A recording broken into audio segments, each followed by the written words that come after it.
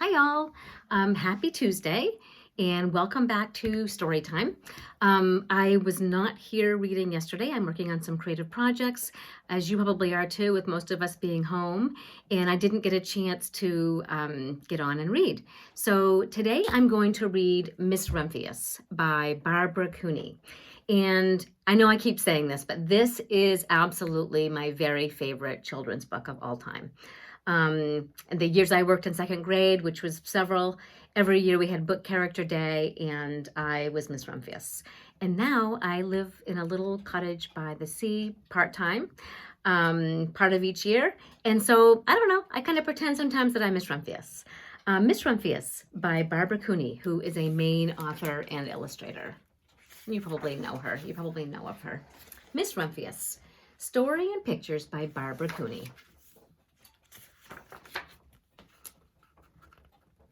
The Lupin Lady lives in a small house overlooking the sea. In between the rocks around her house grow blue and purple and rose-colored flowers. The Lupin Lady is little and old, but she has not always been that way. I know. She is my great aunt, and she told me so. Once upon a time, she was a little girl named Alice, who lived in a city by the sea. From the front stoop, she could see the wharves and the bristling masts of tall ships. Many years ago, her grandfather had come to America on a large sailing ship. Reminds me of Portland. Now he worked in the shop at the bottom of the house, making figureheads for the prows of ships and carving Indians out of wood to put in front of cigar stores. For Alice's grandfather was an artist. He painted pictures, too, of sailing ships and places across the sea. When he was very busy, Alice helped put in the skies. In the evening, Alice sat on her grandfather's knee and listened to his stories of faraway places. When he had finished, Alice would say, "When I grow up, I too will go to faraway places, and when I grow old, I too will live by the sea." "That's all very well, little Alice," said her grandfather, "but there's a third thing that you must do." "What is that?" asked Alice. "You must do something to make the world more beautiful," said her grandfather. "All right," said Alice, but she did not know what that could be. In the meantime, Alice got up and washed her face and ate her porridge for breakfast. She went to school and came home and did her homework, and pretty soon she was all grown up. Then my great-aunt Alice set out to do the 3 things she told her grandfather she would do.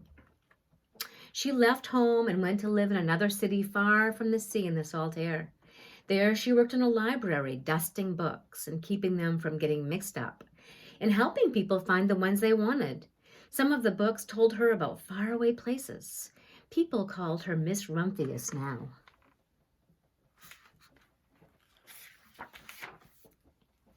Sometimes she went to the conservatory in the middle of the park. When she stepped inside on a wintry day, the warm, moist air wrapped itself around her, and the sweet smell of jasmine filled her nose. "This is almost like a tropical isle," said Miss Rumphius, "but not quite."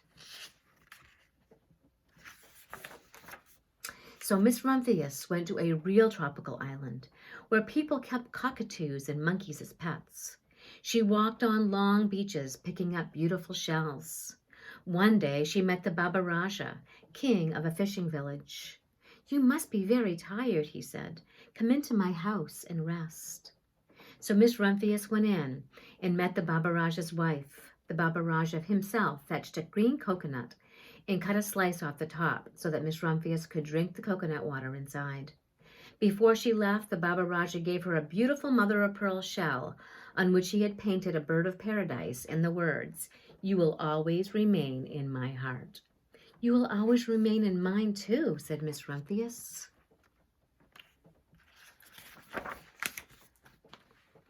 My great-aunt Alice climbed tall mountains where the snow never melted. She went through jungles and across deserts. She saw lions playing and kangaroos jumping, and everywhere she made friends she would never forget. Finally, she came to the land of the lotus eaters, and there, getting off a camel, she hurt her back. "What a foolish thing to do," said Miss Rumphius. "Well, I have certainly seen faraway places. Maybe it's time to find my place by the sea." And it was, and she did.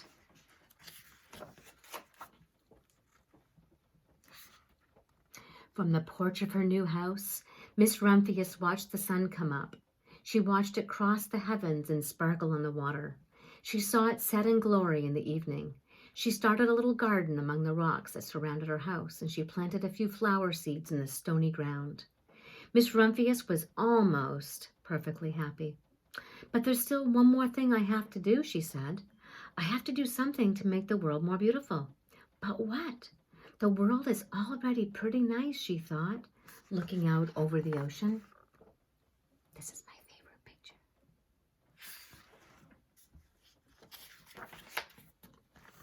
The next spring, Miss Rumphius was not very well. Her back was bothering her again, and she had to stay in bed most of the time. The flowers she had planted the summer before had come up and bloomed in spite of the stony ground. She could see them from her bedroom window, blue and purple and rose-colored. "Lupins," said Miss Rumphius with satisfaction. "I have always loved lupins the best. I wish I could plant more seeds this summer so that I could still have more flowers next year." But she was not able to.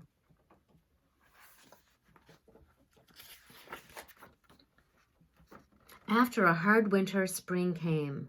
Miss Rumphius was feeling much better. Now she could take walks again. One afternoon, she started to go up and over the hill where she had not been for a long time.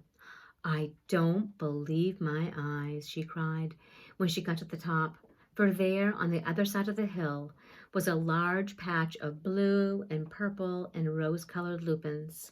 "It was the wind," she said as she knelt in delight. "It was the wind that brought the seeds from my garden here, and the birds must have helped." Then Miss Rumphius had a wonderful idea.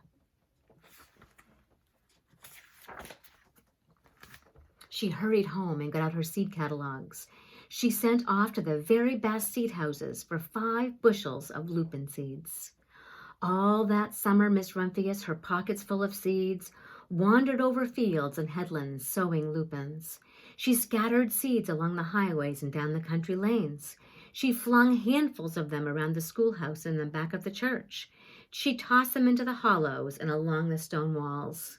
Her back didn't even hurt her anymore, and now some people called her that crazy old lady.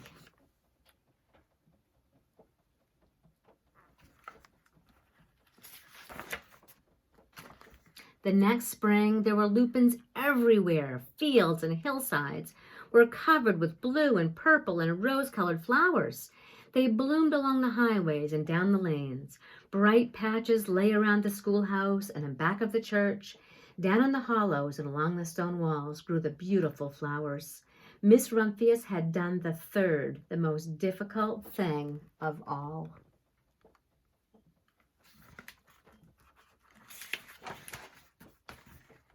My great-aunt Alice, Miss Rumphius, is very old now.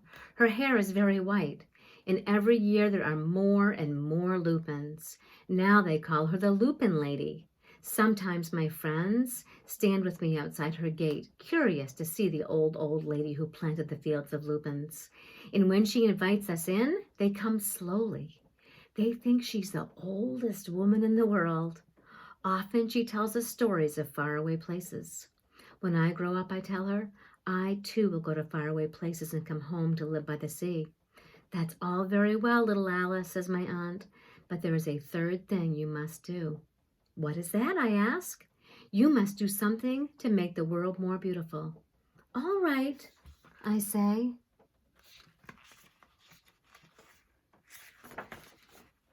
But I do not know yet what that can be. I hope you enjoyed this story as much as I do, and I hope that you're having a great day and enjoying the sunshine. I might be back a little bit later. I've got some poetry that I wanted to read, and it's for kids. It's kind of funny, and I thought that we could all use, something kind of funny and a good chuckle. And so hope that you tune in later on. And I hope that you enjoyed Miss Rumphius. Take care. Bye-bye.